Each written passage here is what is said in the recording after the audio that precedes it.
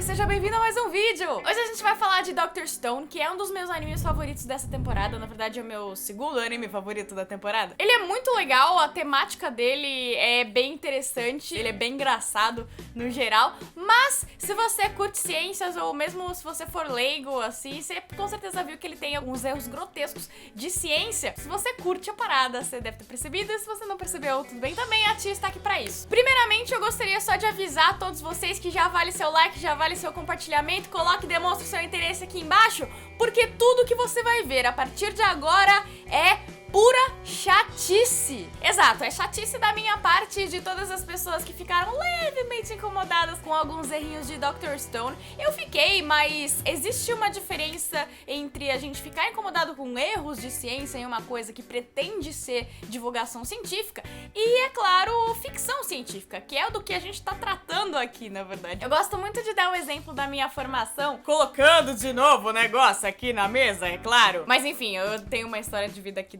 talvez seja legal de passar, e aí é isso aí que eu vou fazer mesmo. Quando eu tava escolhendo o curso pra fazer da faculdade e tudo mais, a minha primeira opção era realmente ir pra física. Eu queria ter me formado em física. Só que chegando lá, eu percebi que não era exatamente o que eu queria. Na verdade, o que eu gostava, o que eu amava mesmo era ficção científica e não exatamente ciência. Claro que eu gosto de ciência, mas o que eu queria pra minha vida era ficção científica. O que não tem problema nenhum, isso faz parte do nosso processo de autoconhecimento também. Você não precisa ser nerd a absolutamente todo momento e saber de tudo do universo. É claro que pra produzir ficção científica você tem que estudar ciência sim. Só que tem mais um outro ponto que ninguém fala na hora de fazer essa verossimilhança entre ciência e ficção científica, que é o fator do audiovisual, é uma adaptação pra audiovisual. Nem sempre os recursos que a gente vai ter na produção cinematográfica, audiovisual aí, vão ser suficientes pra adaptar conceitos científicos que muitas vezes são super complexos, mas que não fazem tanta diferença assim pra trama. E representar, né, passar isso com clareza pro público é muito difícil. Esses exagerinhos científicos que a gente tem na ficção e que passam muito bem pro roteiro funcionar, eles não tem problema nenhum. Então não é só em Dr. Stone que a coisa vai acabar ficando um pouco atrapalhada. Por mais que eles se aproximem da realidade, é muito difícil fazer divulgação científica de forma real e aplicável. Significa que ficção científica é um desperdício? Claro que não. Até porque muitas vezes as pessoas se encontram com ficção científica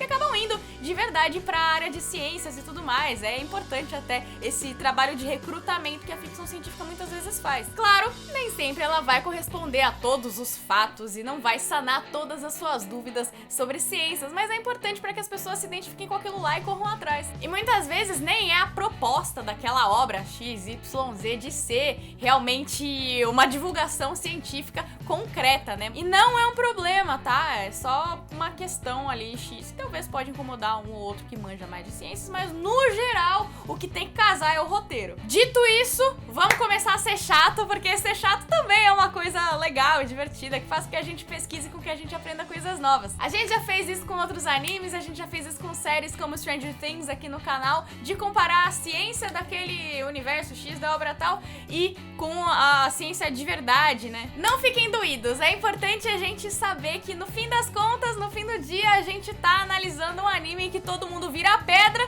e o que salva a humanidade é um cara com o cabelo do Cebola, do Gantz, que é um alienígena que tem um filho Cebolinha e, bom, enfim. Dito isso, Dr. Stone, imagine que você é um cara bem legal, pena que não pode ver mulher. Brincadeira. Na verdade, eu comecei a introdução do anime pelo Taiju. Você tá apaixonado e você vai conversar com a menina que você gosta. E sendo assim, você vai criar coragem, conversar com seu amigo, que é um gênio, né? Que nesse caso é o Senku, e aí você vai até o laboratório de ciências da escola conversar com seu amigo e seu amigo tá lá fazendo gasolina, bom, enfim. E aí você pede um conselho pra esse seu amigo. Inteligentíssimo, barriga tanquinho, cérebro desse tamanho. Maravilha. Bracinho, ó, tá como? Só a cebolinha. Me desculpa, Eduardo, foi sem querer. Enfim, Taiju pede ajuda pro Senku pra ir se declarar pra menina que ele gosta e Yuzuriha. Sendo assim, o Senku fala, vai meu filho, é isso aí, é nóis. Só que de uma maneira totalmente prepotente e chata pra caralho. Esse menino é insuportável, mas eu adorei ele, eu sou igualzinha. É, eu sou igualzinho, não sei se eu rio, se eu choro, cada K é uma lágrima e um potássio também! E na hora que Taiji vai se declarar pra Yuzuriha, acontece, toda a humanidade é transformada em pedra por 3.700 anos, do nada, assim, ploft, ninguém sabe o que aconteceu. E depois de 3.700 anos, quem será que acorda? Quem será que é a mente brilhante que acorda desse sono incrível de 3.700 anos? É o Senko, nosso adolescente de 16 anos, que é um gênio. Como que ele não ganhou um Nobel ainda, não é mesmo?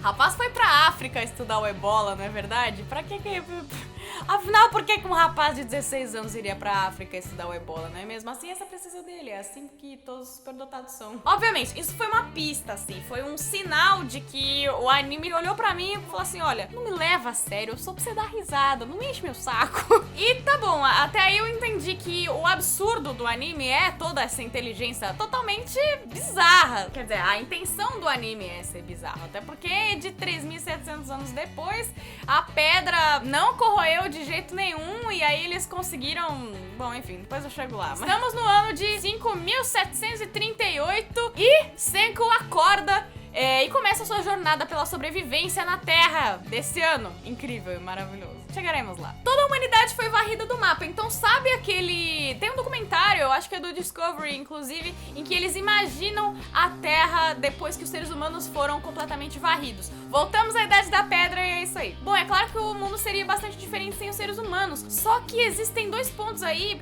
bem interessantes, que no caso 5.738 não é um ano suficiente para que toda a humanidade fosse varrida do mapa e todos os vestígios de existência da humanidade também fossem varridos do mapa. Então ainda tem muita coisa que não foi decomposta, algumas construções, silicone, plástico, etc. Muita coisa é restada da humanidade, então não necessariamente eles ainda estão na Idade da Pedra. E é claro, em 3.700 anos muita coisa teria sido mesmo engolida pela natureza, mas nem tudo. Naquele dado momento eles estavam dentro de uma escola de concreto e tudo mais no Japão, então talvez eles teriam acordado do jeito que eles acordaram, no meio de uma caverna, uma formação rochosa que demora muito mais do que 3.700 anos pra se formar, não seja um negócio tão comprável assim. Mas o que eu tô falando? É um desenho animado. Tá, agora vamos aos erros científicos propositais. O Senko, em muitos momentos, ele consegue materiais de forma que é não explicada, e mesmo se fosse explicada, seria muito difícil, muito bizarro e muito incomprável, assim. Porque ia ser tão zoado explicar isso que ia ficar pior e menos do que o soneto, então... Bom, a ideia é que toda a inteligência do Senko seja tão absurdamente grandiosa que chega a ser um poder até sobrenatural. Então, pra quem realmente curte ciência, isso incomoda um pouquinho, porque a ciência é um trabalho de formiguinha, é demorado, não faz milagre, e a coisa não vem tão fácil assim nem pra quem é gênio. Acho que a coisa que mais me incomodou é a visão do Senko que a ciência tem, né, de forma dogmática. Quer dizer, a ciência ela se modifica, ela é uma constante até que se prove o contrário. Nada é fixo, nada é permanente, e tudo é comprovável a partir de provas e hipóteses que a gente cria o tempo todo. Quer dizer, pesquisa-se, experimenta-se. É um processo que é lento e não é mágico, não é absoluto, não é nada disso. E eu entendo que é importante até a ficção científica fazer esse tipo de papel de recrutamento, mas colocar a ciência como uma espécie de mágica, aí é uma coisa que eu também fico tipo... Mas é uma romantização que faz muito bem esse papel de recrutamento pra que as pessoas fiquem, nossa. Falando nisso, eu sempre lembro de duas histórias muito interessantes, que são principalmente aquele conto da maçã do Newton e da gravidade, né? Que ele tava sentado ali debaixo do pé de macieira e cai uma maçã na cabeça dele e aí de repente, ai meu Deus, a gravidade! Olha, agora eu entendi tudo! Deixa eu anotar a fórmula que veio na minha cabeça. E, cara, isso é completamente inverossímil. Assim como a Eureka de Arquimedes e tudo mais, a banheira de Arquimedes, que ele percebeu que, meu Deus, nossa senhora, agora eu sei o volume das coisas, sabe? Tipo... Agora, por exemplo, esses gênios da história, é claro que as pessoas preferem não atribuir ao trabalho duro, à pesquisa, ao método científico, né, de observação e tal. É muito mais fácil você atribuir um momento de epifania que aquela pessoa teve, porque aquela pessoa é gênio e tudo mais. Mesma coisa com talento.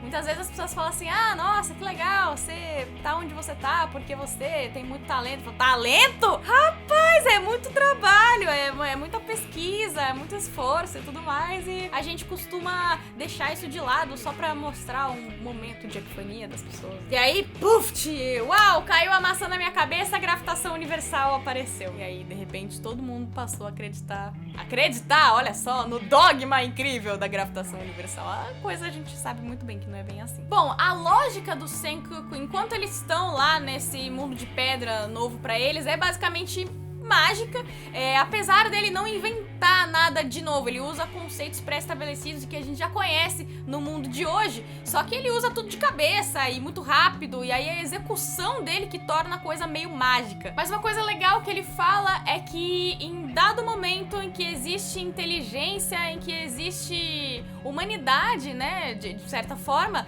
vai ter em algum momento algum macaco pelado que vai testar tudo de todas as coisas e a partir daí ele vai desenvolver. A gente colocar a ciência e tecnologia como se fossem coisas relacionadas ao nosso dia a dia é um negócio muito doido, porque desde que existe algum ser modificando o ambiente ao seu redor para conseguir melhorar de alguma forma, já existe ciência. Então isso significa que a civilização vai procurar melhoramentos e aprimoramentos de certa forma e a coisa vai evoluir. Bom, e tem alguns errinhos que eu realmente fiquei muito na dúvida, e aí eu acabei perguntando pra galera do Twitter, pro meu pai, que é químico, por exemplo, acabei dando uma pesquisada na internet também, e eu encontrei no universo Animangá algumas explicações pra esse fenômeno aqui que eu vou explicar pra vocês também. Logo no primeiro episódio, o Senku, como eu disse antes, tá fazendo gasolina de tampinha de garrafa.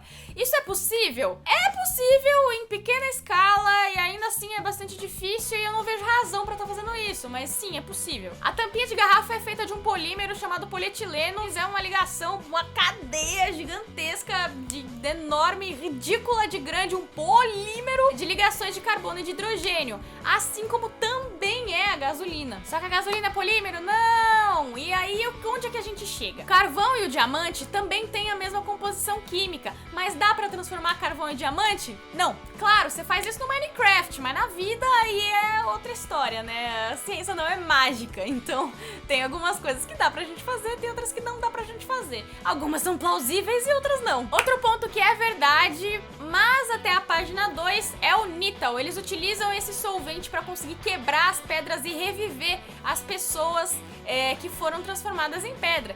O que acontece? Para se obter o Nital, a gente precisa de duas substâncias muito incríveis e maravilhosas, que são o ácido nítrico e o álcool etílico, etanol, como você preferir chamar. Bom, o álcool eles conseguem a partir do vinho, né? Eles esmagam as uvas ali, e aí a partir do vinho você destila ele, tem conhaque, e aí tem uma concentração de etanol maior. E é possível sim fazer Nital a partir disso. Porém, o probleminha tá no ácido nítrico, que eles conseguem a partir do cocô dos morcegos. Possível? Sim. Provável? Não muito. Até porque precisaria de uma quantidade de cocô fresco bem grande para conseguir um pouquinho de ácido nítrico, fora que ele ia ter que fazer uma separação meio chata de todo esse cocô, e eu não sei como ele conseguiria levar essas quantidades de cocô ali pro lugar que ele precisava, mas até aí tudo bem. E agora a gente vai pros verdadeiros desafios mentais aqui de Dr. Stone, não é mesmo? São os exageros maravilhosos que existem nessa série. Chegamos na pólvora, que é uma mistura de carvão, enxofre e salitre. O enxofre, ele consegue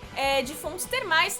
Não é tão difícil assim conseguir enxofre, só que ele tá misturado com outros materiais. Então também a gente se depara de novo com aquele problema da separação. Carvão é fácil de achar. Agora salitre, eu não vi, pelo menos, nem no anime nem no mangá. Não li o mangá inteiro ainda, mas em momento nenhum parece que o Senku fez qualquer tipo de mineração. Na verdade, eu não vi ele com a picaretinha na mão batendo ali pra tentar achar silicato nenhum.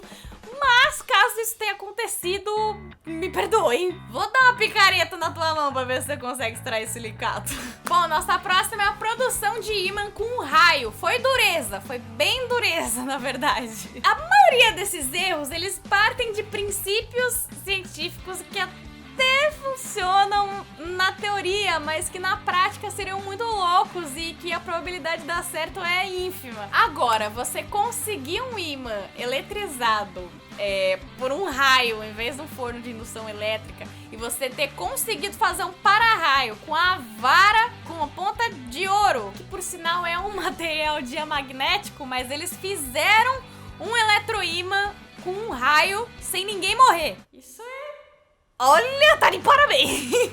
Agora, a lâmpada de Edison com um pedacinho de bambu foi o auge, até porque foi na primeira tentativa. Uau! É verdade, o Thomas Edison realmente tentou fazer a primeira lâmpada incandescente com o filamento de bambu. Não, é real isso. Só que assim, o Thomas Edison demorou 6.000 tentativas pra conseguir fazer uma lâmpada funcionar e ela não foi de filamento de bambu, entendeu? Só que assim, pra que o anime funcione, né, pra que a história consiga se desdobrar, teria sido muito chato colocar ele 6.000 vezes ali tentando fazer com que a lâmpada de Edison funcionasse logo, né? É triste, até incomoda um pouco, mas a gente compreende as razões. Eu só espero que vocês, depois de ver um anime assim, vocês entendam a piada do porquê que ele é um absurdo. Eu espero que as pessoas não realmente acreditem que as coisas acontecem tão fácil assim, né? Bom, mas como eu disse antes, nenhum desses pontos realmente atrapalha a sua diversão. Não é necessário que você se sinta realmente incomodado com isso. É uma obra de ficção,